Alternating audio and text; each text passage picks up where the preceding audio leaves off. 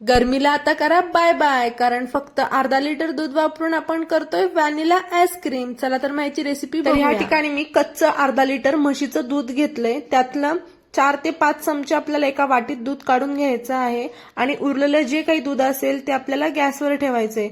आता ह्याच्यामध्ये हे जितकं दूध आहे तेवढीच तुम्हाला साखर वापरायची आहे. फक्त दुधाच्या प्रमाणा एवढीच साखर वापरा. ती व्यवस्थित मिक्स करून घ्या. उरलेल्या दुधामध्ये 2 चमचे कॉर्नफ्लॉवर टाकायचं आणि तो व्यवस्थित त्या कच्च्या दुधामध्ये मिक्स करायचंय.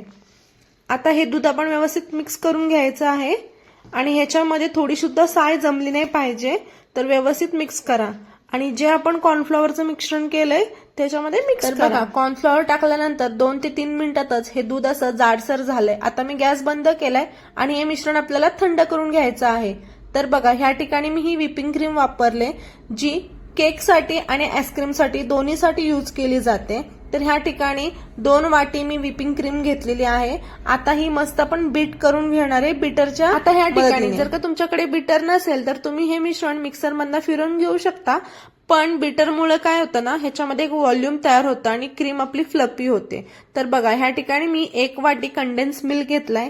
1 ते 2 चमचे मी ते व्हॅनिला इसेन्स आणि जे मगाशी आपण दूध तयार केलं होतं ना, ते थंड करायचं एकदम आणि ते व्यवस्थित आपल्याला गाळून घ्यायचंय. म्हणजे त्याच्यामध्ये काही गुठल्या वगैरे असतील तर ते निघून जातील. त्याच्यानंतर व्यवस्थित सगळं मिक्स करायचं. एका पसरट डब्यामध्ये टॅप करायचं.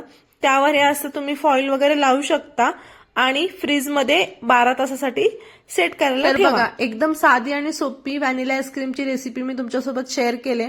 परफेक्ट असा त्याला आईस्क्रीमचा टेक्स्चर आलाय. कोणी म्हणणार सुद्धा नाही ही की घरी बनवलेली आहे. मी गॅरंटी देऊन सांगते, लहानांपासून मोठ्यांपर्यंत ही रेसिपी घरच्यांना खूप जास्त आवडेल. तर तुम्ही अजूनपर्यंत केली नसेल तर ही नक्की ट्राय करा.